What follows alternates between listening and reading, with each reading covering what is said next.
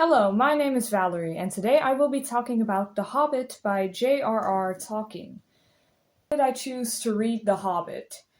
I chose to read The Hobbit because it is a fantasy novel, and I really like fantasy novels. Also, because it is a famous and very well loved book, and I thought it would be a lot of fun to read. What makes The Hobbit special? The Hobbit, although the first book was published in 1937, it still holds its relevance today, being published into various different media, such as the Hobbit movies, the last one having come out in 2014, and the Hobbit sequels, the last one being published in 1955, and the last movie of The Lord of the Rings having been published in 2003. I will now be switching to voiceover as I discuss the fictional elements of this book. The plot. During the exposition, we are introduced to Bilbo Baggins, the main character.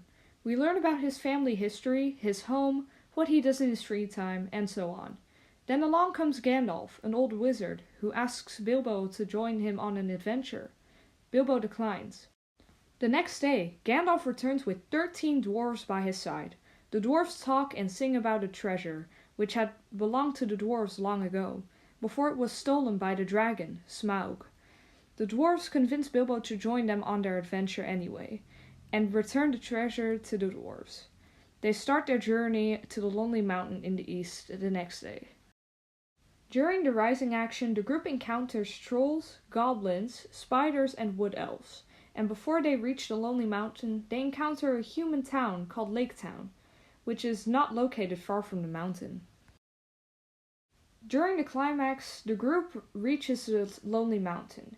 Bilbo steals from Smaug's treasure, and Smaug attacks Lake Town. Smaug is then slain by one of the townsfolk. During the falling action, Thorin's so-called dragon sickness causes a conflict over the treasure between the Lake Town and the dwarves. Groups of people unite against one another and the Battle of Five Armies breaks out. Bilbo does not play a big part in this battle. During the resolution, Bilbo returns home to his hobbit hole. He returns wealthier, with a new sense of courage and a changed perspective. The characters. The protagonist of the story is Bilbo Baggins, and the most important supporting characters are Gandalf the Wizard, Smaug the Dragon, and the dwarves Thorin, Balin, Dwalin, Fili, Kili, Doran, Nori, Ori, Oin, Gloin, Bifur, Bover, and Bombur, with Thorin being their leader. Other supporting characters are Gollum, the Elven King Elrond, and the Wood Elven King, and Bard. Throughout the journey, Bilbo struggles to adjust to living life on the road outside of his hobbit hole. He misses the comforts of his hobbit hole. Though when he arrives back home, he is happy that he went on the adventure anyways, and is grateful for the experience. What's interesting about the characters is that they all have different personalities, which can cause conflict. But they also all have something in common with one another, which can sometimes prevent conflicts from happening in the first place. The story takes place in Middle-earth in various locations. The story starts in the Shire, Bilbo's home, and moves to Rivendell, the Elven Kingdom led by Elrond. Then we go to the Misty Mountains where the goblins live. Then we travel to Mirkwood, where giant spiders try to attack them. Then they move on to Lake Town, the human town of Esgaroth. And then they finally reach the Lonely Mountain, the old dwarven kingdom where Smaug now rests. And the story ends right back in the Shire at Bilbo's home. The setting influences the conflict during the Battle of Five Armies. The Lake Town and the Wood Elven Kingdom work together because their folk live close by each other. There are also contrasts in the setting. For example, Rivendell and Lake Town are described as beautiful, peaceful places, in contrast to the Misty Mountains and Mirkwood, which are described as eerie and terrifying. The central conflict of the story is the group trying to find Smaug's treasure. This type of conflict is a person versus person conflict. And this conflict is important because it basically sets up the entire story to begin with, and it sets up the Battle of Five Armies later on in the book. Because if there was no treasure that had been stolen so long ago, no one would have ever come looking for it and fought off Smaug.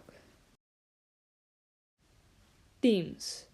J.R.R. Tolkien despised allegory so much so that this book doesn't have a clear relevance to it. He wanted his audience to create their own relevance to his story. So my own personal relevance of this story is the influence of wealth and greed on people. For example, when Thorin got so greedy over all the wealth that the Battle of Five Armies broke out. This theme is meaningful because it shows how greed can overpower human beings to do horrible things to one another. And it is relevant because nowadays we are seeing a lot more greed in the world, mainly from people in power. And although J.R.R. Tolkien despised allegory, he did use a lot of metaphorical language in his books. In The Hobbit, he refers to light as goodness and dark as evil, for example. The conclusion. In conclusion, I really like this book. I would definitely recommend it to anyone who loves to read fantasy novels and likes to have a bit of fun while they read. And this book really made me think about how greed works in the world. In any case, a very fun and interesting read.